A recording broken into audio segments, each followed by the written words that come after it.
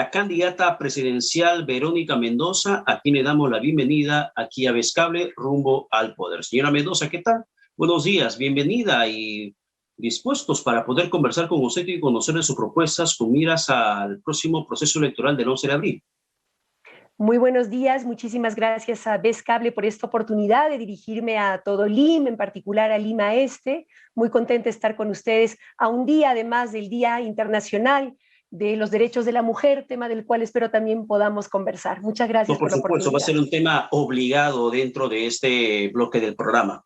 Pero quería comenzar con su opinión política sobre el tema del último hecho ocurrido en nuestro país. El gobierno denuncia que hay una especie de sabotaje que estaría intentando darse con el tema de la vacuna, con la información de la investigación preliminar que ha sido publicado y difundido el último viernes en horas de la noche en medios de comunicación. ¿Cree usted que hay un sabotaje? ¿Cree usted que hay una mano negra que intenta desalentar a la gente que pueda vacunarse?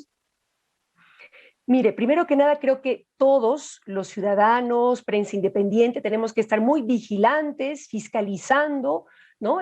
Todo lo que concierne al tema de las vacunas. Creo que el gobierno tiene que ser mucho más proactivo y también transparente en informar los avances, las dificultades que se puedan generar, pero no podemos permitir que algunos miserables, y lo digo así con todas sus letras, perdónenme, pretendan apagar esta pequeña luz de esperanza que tenemos para acabar con la pandemia. La única manera de acabar verdaderamente con la pandemia es la vacuna. Y hay algunos que quieren, por un lado, hacer negocio con la vacuna, no les importa, digamos que solamente se pueda vacunar quien más billete tiene, cuando debería vacunarse primero quien más lo necesita, los más vulnerables, y encima ahora siembran dudas, ¿no? Con información tendenciosa, falsa, para pretender también desestabilizar al país claramente y para no pasar por el proceso electoral para poner a quienes ellos quieren en el poder, cuando deben respetar la voluntad del pueblo soberano y someterse al proceso electoral limpia y claramente. Pero no habría sido una mejor estrategia del gobierno, o al menos el día de ayer de la jefe del gabinete, la señora Bermúdez, de lejos de salir con la versión vehemente de que eso es un ataque al gobierno, salir con la documentación que respalda la adquisición de la vacuna de Sinopharm, demostrar cuál es la documentación técnica científica del por qué se compró la vacuna, cuál es el respaldo del 90%, por ejemplo, de eficacia que tiene sobre aquellas personas que ya no requieren hospitalización con esta vacuna de Sinopharm, que solamente lo escuchamos de palabra, pero en documentación no tenemos absolutamente nada de lo que nos pueda revelar el gobierno. Ciertamente, el gobierno tiene que hacer mayores y mejores esfuerzos para comunicar adecuadamente, transparentemente, todo lo que concierne a la vacuna, pero sabemos también, porque ha sido hecho de conocimiento público hace mucho tiempo ya, que estas vacunas que están ingresando a nuestro país justamente lo están haciendo porque ya han pasado, ¿no? por previas etapas de evaluación y validación científica, y por eso es que se están administrando en otros países donde han probado claramente su eficacia. Lo que estamos evaluando es qué tanto podría variar en el caso del pueblo peruano, pero sabemos que esta variación va a ser ínfima, es decir, son vacunas que sí han probado su efectividad, insisto, o sea, han sido validadas por la ciencia. Entonces, ciertamente hay que hacer mayores esfuerzos de comunicación, de transparencia por parte del gobierno, y lo vamos a seguir exigiendo de nuestra parte, pero eso no puede significar, uno, pretender hacer negociazo con este asunto, como siempre lo hacen con sus lobbies, ¿no es cierto? Y por otro lado, que sea un pretexto para desestabilizar al país en un momento donde lo que tenemos que hacer es todos poner el hombro para salir de la crisis sanitaria y económica, para garantizar que la vacunación sea universal, gratuita, ordenada y llegue rápidamente primero a quienes más lo necesitan, a los más vulnerables. Y ahí quiero referirme especialmente a nuestros abuelos y abuelas. La gran mayoría de quienes fallecieron el año pasado, dolorosamente, son adultos mayores. A ellos entonces hay que vacunarlos en prioridad y no sembrar dudas y desconfianzas con una vacuna que ya probó su efectividad. Ahora, sin salir del tema de la vacuna, pero entrando al tema electoral, Verónica Mendoza, presidenta, ¿cómo priorizaría el tema de la vacuna? ¿Haría lo que el presidente Francisco Sagasti dijo el domingo pasado, que se van a vacunar, no va a permitir que se vacunen aquellos que tengan plata, sino que tiene que ser equitativo para todos, impidiendo de esa forma que la empresa privada pueda traer las vacunas? ¿Sería también el criterio de Verónica Mendoza?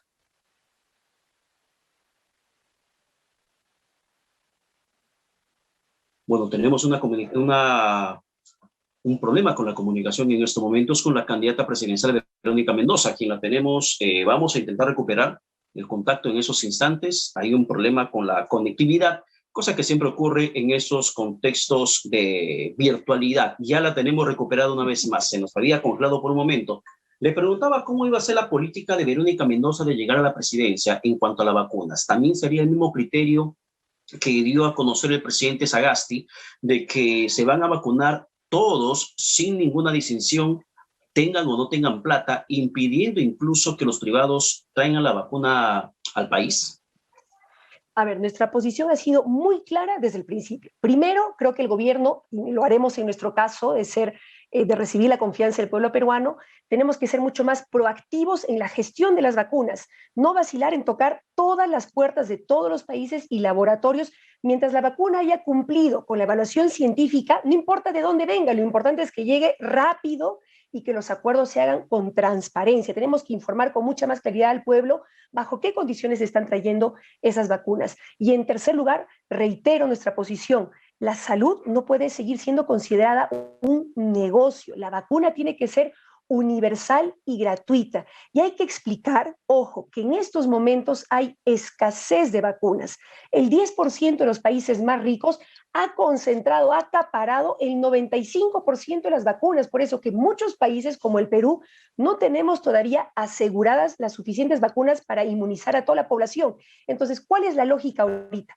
Las poquitas vacunas que puedan ir ingresando, no podemos comercializarlas libremente y que se vacune primero el que más billete tiene, sino que las poquitas que van ingresando primero tienen que ir al personal de salud, al personal de primera línea, a los adultos mayores y así sucesivamente para salvar la vida de los más expuestos y más vulnerables. Y ahí, por supuesto, que el sector privado tiene que colaborar como la sociedad civil, la prensa, para que esta campaña avance lo más rápido y claramente posible. En un segundo momento, si ya la producción y distribución de vacunas a nivel global, ¿no? Se hace con normalidad, excelente, que se comercialice la vacuna, pero ahorita no se puede, hay escasez. Por eso que los propios estados y laboratorios que están produciendo la vacuna han dicho, solamente se la vamos a vender a los estados para que ellos distribuyan ordenadamente. Entonces, a quienes están jugando con este tema de comercializar la vacuna, hay que decirlo claramente, son unos farsantes que juegan con la expectativa de la gente y buscan la manera de ganarse alguito con un negociazo con las vacunas. Termino diciendo, para explicar bien esta posición, recordemos lo que ha pasado en la primera ola y sigue pasando aún ahora. ¿Qué pasa cuando se convierte la salud, el oxígeno, por ejemplo, en un negocio? ¿Cuánto termina costando el balón de oxígeno? 3.000, 6.000 soles. Se endeudan las familias para poder salvar a sus parientes o algunas incluso no logran hacerlo. Entonces, no repitamos esa historia. La salud tiene que ser un derecho y el Estado la tiene que garantizar. Ahora, sin vacuna, lamentablemente, no hay suficiente expectativa para que podamos salir de esta crisis sanitaria y económica en el Perú. Sin embargo, usted de llegar a la presidencia de la República va a tener que tomar este fierro caliente. ¿Cómo va a poder reactivar una economía bajo esas condiciones? Sin mayor claridad de cuándo va a llegar la vacuna suficiente que necesitamos y entendiendo que la vacuna se necesita no solamente para este año, sino para los años subsiguientes. ¿Cómo se va a reactivar la economía en un posible gobierno de su persona? A ver, primero garantizar la gestión de todas las vacunas que necesitamos y su distribución ordenada, rápida, universal y gratuita. En segundo lugar, seguir fortaleciendo el sistema de salud y en particular lo que se llama el primer nivel de atención, postas médicas, centros de salud, centros de oxigenación temporal, que son los que están más cerquita de la gente y pueden monitorear la situación de los contagios e intervenir para ayudar a aliviar tempranamente a quienes se contagian y evitar que su caso se agrave y busquen una cama UCI que de repente ya no van a encontrar. Y si es necesario, aplicaremos la Ley General de Salud vigente que le da la potestad al gobierno a través del Ministerio de Salud de tomar el control de manera temporal de todos los insumos médicos, públicos y privados para salvar la vida de la gente. En este caso específico, de toda la producción y distribución de oxígeno para que nadie se nos siga muriendo por falta de oxígeno. Ahora bien, usted ha mencionado el tema de la economía, que también está ¿Cómo reaccionamos bajo esas condiciones? Porque acá lamentablemente siempre hemos estado en una situación, hay una dicotomía. ¿Qué priorizamos? ¿La salud y la economía? ¿Por dónde vamos primero? Si priorizamos la salud, abandonamos la economía. Si priorizamos la economía, abandonamos la salud. Ha sido una situación muy complicada, entiendo yo, por los ministros de Estado, y la gente también entiende de la exigencia de comer cada día. ¿Cómo Por lograr supuesto. recuperar esos niveles económicos en el país prepandemia? Lo que pasa es que el gobierno está haciendo las cosas al revés. Nos mandan a encerrarnos y no nos dan apoyo económico. ¿Con qué vamos a comer entonces? Y cuando la gente sale desesperada a chambear, porque tiene que llevar un pan a la boca de sus hijos, ¿qué hacen? Le meten palo, ¿no es cierto? Como a los comerciantes, a los ambulantes que lo hacen para sobrevivir. Entonces tenemos que cambiar la lógica, entender que ahorita estamos todavía en momento de crisis sanitaria, no una pandemia global que ya nos ha quitado 100,000 vidas, por Dios, y estamos atravesando la peor recesión económica de los últimos 30 años. No digo esto para desmoralizarnos, sino para entender la dimensión de la crisis que estamos atravesando, que requiere entonces de un Estado más proactivo, que haga su chamba, que no se siga poniendo de costado mientras la gente se muere, las MIPES, los negocios quiebran, la gente se queda sin ingresos y empieza a pasar hambre. Entonces, así como en la salud, el Estado tiene que intervenir, también en la economía. Por eso nosotros hemos propuesto que usemos los ahorritos fiscales que todavía tenemos, y sobre esto quiero ser muy clara, la información oficial del Banco Central de Reserva dice que todavía tenemos más de 70,000 millones de soles, precisamente para momentos de emergencia como este, ¿no? Que hay que usar con responsabilidad para, por ejemplo, un programa de crédito barato con garantía de 30,000 millones de soles para las micro y pequeñas empresas que de lo contrario van a quebrar y la situación se va a ir agravando cada vez más. Así como se hizo Reactiva Perú, pero que fue principalmente para los grandotes, grandes bancos y grandes empresas, necesitamos un fondo de esa naturaleza para las MIPES. ¿Por qué? Porque son las que más chamba generan, las que más dinamizan la economía local. En segundo lugar, es necesario dar 2 bonos universales nacionales, no solamente a algunas regiones, a algunas localidades, sino a todas las familias que más lo necesitan a nivel nacional. Ojo, esta no es plata perdida, como dicen algunos, ¿no? Que Juntos por el Perú quiere despilfarrar la plata. No, entendamos bien. El bono no solamente va a permitir que la gente se alimente, subsista, sino que con esa platita, las familias que reciban el bono, ¿qué van a hacer? Van a comprar alimentos, insumos de primera necesidad. ¿A quién? A los comerciantes, a las MIPES, agricultores. Entonces, vamos poco a poco resucitando la economía. Ya, Y a ver, un finalmente, poco con mayor precisión. La intervención del Estado es fundamental para que se pueda justamente garantizar que si vas a aplicar una medida como cuarentena, que la gente no así salga es. siempre y cuando va a saber que va a tener un dinero en su bolsillo para que pueda comer. En un país tan informal como nuestro, con la informalidad en tiempos de pandemia que habrá sobrepasado el 80%, se necesita la intervención económica del Estado. Pero usted habla de 2 bonos. ¿De cuál sería la periodicidad de esos bonos y de cuánto estaríamos hablando en cada entrega?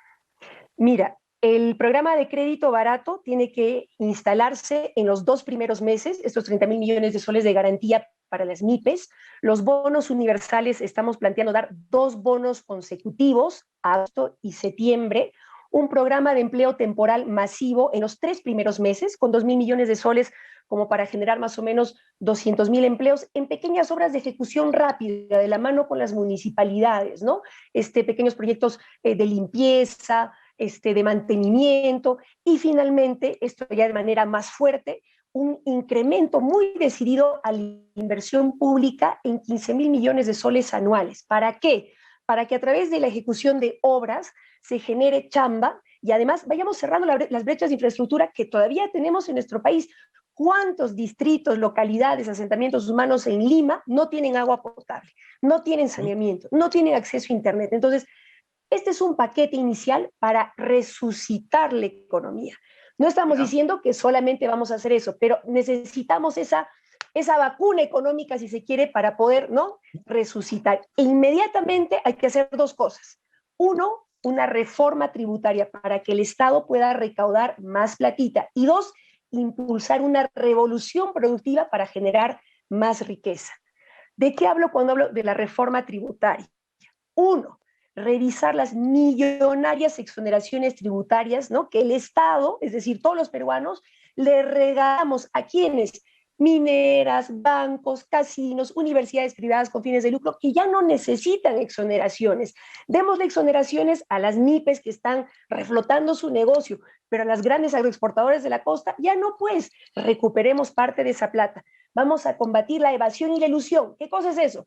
Cuando las grandes empresas con leguleyadas recurren al Poder Judicial para no pagar. Ejemplo concreto, la Telefónica, que nos debe 2.000 millones de soles, que no le da la gana de pagar, entonces recurre al Poder Judicial, luego el TC le condona la mora y no pasa nada, ¿no? Yo estoy en Arequipa también, por ejemplo, hace poco, la minera Cerro Verde debe 500 millones por concepto de regalía, no le da la gana de pagar y encima nos Ya, demanda a ver, ante un tribunal internacional. Y solamente para en terminar esta en la parte, Pedro, si parte me económica, permites, nosotros sí. no me respondió en el tema del bono, de cuánto sería la periodicidad y cuánto además sería lo que se entregaría a la gente.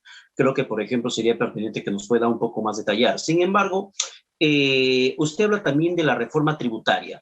En cuanto a las mineras, ¿cómo se podría generar mayor ingreso económico en el país, recuperar la economía, el crecimiento en el PBI? Si usted, por ejemplo, acaba de firmar un compromiso de no impulsar Tía María, y eso ha sido visto como una mala señal de la inversión privada en el Perú. A ver, para responder a todas tus preguntas con claridad, lo del bono, lo que estamos planteando es que se entregue un bono universal nacional, ¿no? En agosto y en septiembre, 2 bonos sucesivos, para que la gente pueda subsistir y ¿Ya? para que con esto se pueda reactivar la ¿De cuánto economía. hablamos? De los 750 soles que ya se habían establecido, ¿no? Y en adelante, porque además ya está de alguna manera diseñado el padrón tonto, ¿no? Lo que hay que hacer es, por ejemplo, que se pueda aplicar la norma que le permite al Banco de la Nación abrir cuentas DNI automáticamente a todos los ciudadanos que de repente no tienen acceso al sistema bancario, ¿no es cierto? Cosa que este gobierno no ha querido hacer, no entendemos por qué.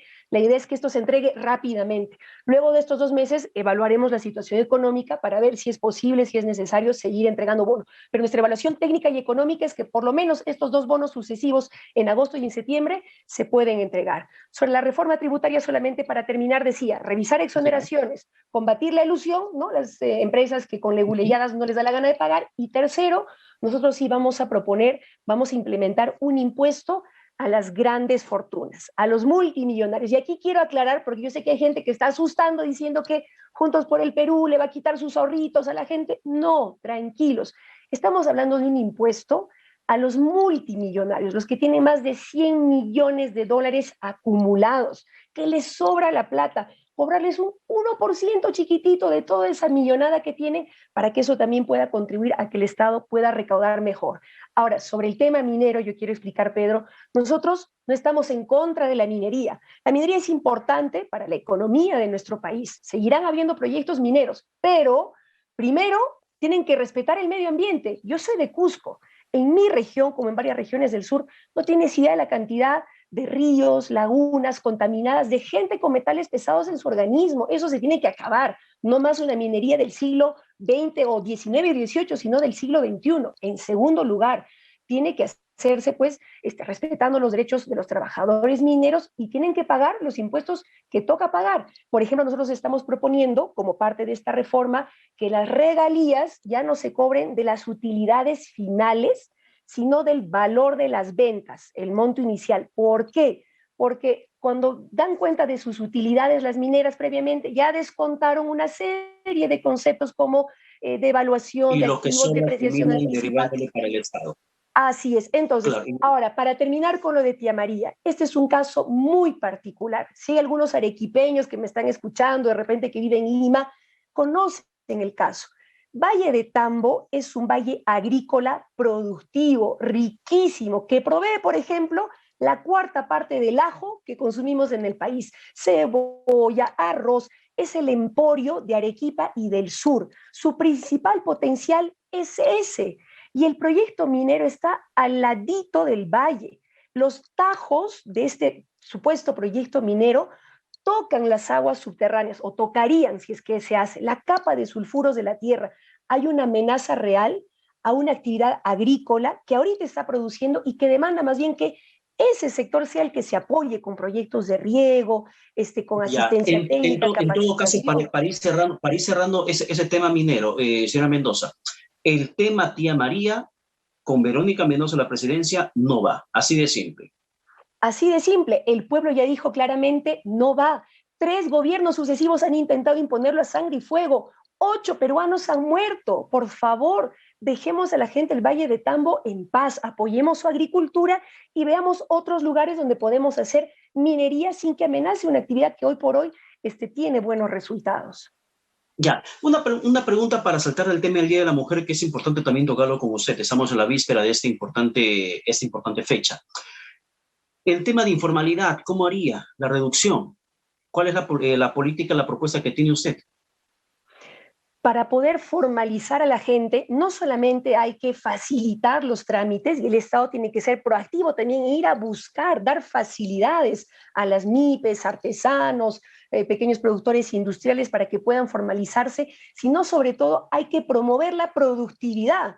Si la gente no produce, las MIPES no producen, no van a poder formalizarse, no van a poder registrar y pagar remuneraciones completas a sus trabajadores. Entonces, por eso nosotros planteamos la necesidad de una revolución productiva a partir de las riquezas que tiene nuestra patria. Quiero dar un par de ejemplos. Por ejemplo, tenemos gas en el país, una de las reservas más importantes de América Latina, un yacimiento que está en mi región, en Cusco, ¿no es cierto? Y que sin embargo apenas gotea en Lima y todo lo demás se va a México, a Japón y a Europa.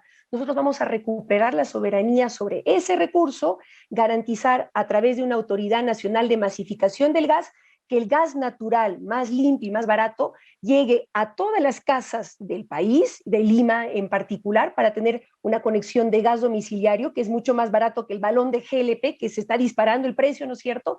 Sino además una energía más limpia y más barata para el desarrollo de la industria. Entonces así le das una energía más barata a las MIPES, a la pequeña industria nacional para que puedan producir más y mejor. También una banca de fomento y desarrollo nacional. Porque, a ver, ¿cuánto te cobran de tasas de interés la banca privada comercial si quieres hacer tu pequeño negocio? Son tasas impagables porque tenemos un oligopolio de 4 grandes bancos que concentran el mercado financiero y cobran las comisiones y los intereses que les da la gana. Entonces nosotros vamos a combatir ese monopolio promoviendo la competencia, pero también vamos a tener una banca de fomento y desarrollo nacional, ¿no? A partir del Banco de la Nación, del Agrobanco, por ejemplo, para dar crédito barato, accesible a las MIPES, para que puedan, ¿no? Tener créditos con los cuales puedan reflotar y mejorar sus negocios y sus ingresos. Bien, Día de la Mujer, mañana 8 de marzo. Hay políticas públicas que lamentablemente a lo largo del tiempo se ha visto que son ineficientes o insuficientes. ¿Cuánto más se puede cambiar a partir del próximo 28 de abril? ¿Qué más habría que hacer para que el Día Internacional de la Mujer no sea solamente una fecha conmemorativa, sino una fecha de recuento del descenso de estadísticas de violencia en nuestro país? Hay mucho por hacer y necesitamos el concurso de toda la sociedad, porque uno de los principales problemas es el machismo, tan arraigado en nuestra sociedad, y por eso tenemos que seguir muy fuertemente haciendo sensibilización y capacitación a todos los funcionarios públicos, pero en particular a nuestra Policía Nacional, Ministerio Público, Poder Judicial. ¿Por qué? Porque muchas veces las mujeres víctimas de violencia, cuando van a una comisaría, en lugar de ser acogidas y protegidas, hasta se les echa la culpa, ¿no? ¿Qué habrás hecho? Pues seguro te lo has buscado, ¿cómo habrás estado vestida? Entonces la mujer ya no quiere ir a denunciar. Muchos de los casos, por ejemplo, de feminicidio o abuso sexual, tenían antecedentes de mujeres que fueron a la comisaría a denunciar y nadie les hizo caso. Entonces hay que sensibilizar, capacitar muy insistentemente a estos funcionarios para que puedan acoger a las mujeres víctimas de violencia, tener de la mano con los gobiernos regionales y locales más casas refugio, para que las mujeres víctimas no se vean obligadas a quedarse bajo el mismo techo con quienes las violentan porque no tienen a dónde ir, sino puedan ir a una casa refugio donde estén seguras, pero además se les dé herramientas para poder tener una autonomía económica, salir adelante con su propio esfuerzo, como sé que están dispuestas a hacerlo. 2 cosas más. Fundamental que en la educación, en todo nivel, pero en particular desde la más tierna infancia, tengamos una educación para la igualdad. Desde pequeñitos nos enseñan que somos iguales, que ser hombre no es sinónimo de ser, ¿no?, machito, ponerte bravo y gritar y golpear. Y tampoco que nos enseñen a las mujeres, como ocurría antes, que ser mujer es ser calladita y sumisa y aguantar la violencia sin chistar. Eso tiene que cambiar. ¿no? Las relaciones de respeto son las que tienen que guiar a nuestra sociedad. Y finalmente, reconociendo, Pedro, el enorme trabajo de las mujeres, sobre todo en este año de pandemia, que han levantado ollas comunes, comedores populares, que han sido madres y maestras de sus hijos que se tuvieron que quedar en la casa, que han cuidado a los abuelos, a los enfermos. Hay que reconocer ese trabajo de cuidado, pero no solamente aplaudirlo, sino acompañarlo. Por eso nosotros, Juntos por el Perú, vamos a instalar un sistema nacional de cuidados. ¿Qué implica? Rapidito, cunas y guarderías, muchísimas más que las que tenemos hoy, para que las mujeres puedan ir a chambear, dejando a sus hijos con la seguridad de que van a estar bien cuidados, bien atendidos, con personal bien capacitado y remunerado. Centros de protección del adulto mayor, apoyo, presupuesto, víveres para nuestras ollas comunes, comedores populares y finalmente incluir en el cálculo de pensión de las mujeres los años dedicados a la crianza de los hijos. Porque muchas veces, ¿no? Como las mujeres se han dedicado toda su vida a la casa, a la crianza de los hijos, no han tenido una chamba, un vínculo formal laboral, no han cotizado para ninguna pensión y no tienen nada para su vejez. Entonces hay que, como parte de una reforma del sistema de pensiones, incluir, ¿no?, este tema de una pensión para las mujeres, en particular aquellas que fueron amas de casa a lo largo de su vida. Bueno, hay muchas preguntas que quedaron en el tintero en mi cabeza. Esperamos en otra próxima oportunidad para poder conversar y poder ampliar esos temas que usted nos ha dado a conocer a través de las cables. Señora Verónica Mendoza, éxitos en su campaña. Vamos a ver qué decide el país el próximo 11 de abril. Claro que sí, espero también pronto en vivo, en directo ahí en el canal. Un abrazo a toda la gente de Lima Este y Lima en general. Muchísimas gracias y un feliz día a todas las mujeres valientes, valientes del Perú. También feliz día para usted, anticipadamente. Muchas gracias. Vamos a la pausa, regresamos con más. Rumbo al Poder por la